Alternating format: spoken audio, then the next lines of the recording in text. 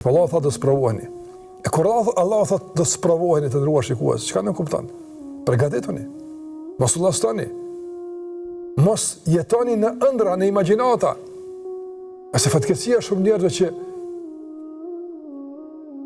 edhe vdekjen e dëshirojnë, atëherë kur pritshmëritë e tyre nuk realizohen.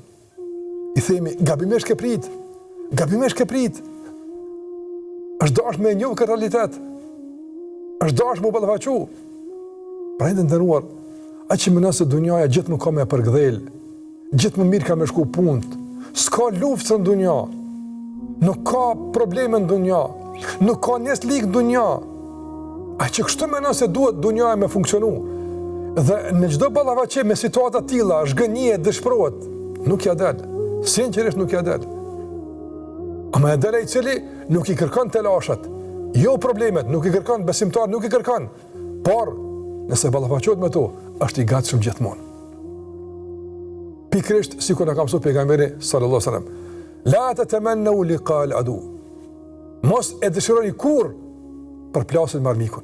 Besimtar nuk e don luftën. Besimtar nuk e kërkon luftën. Mirë, për çfarë tha pejgamberi sallallahu nuk e ndali këtu. Qas nuk ka punë qefi. A e dëshiron ti apo nuk e dëshiron?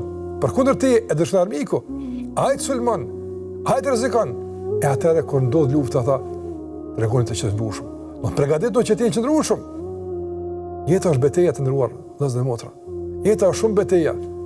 Në çdo ditë ballafaqohemi në betejë ndryshme.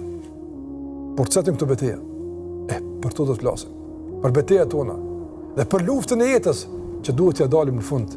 E të themi, duke na dalë shpirti, ja dola pasha Zotin e Çabës. Ja dola vallahi.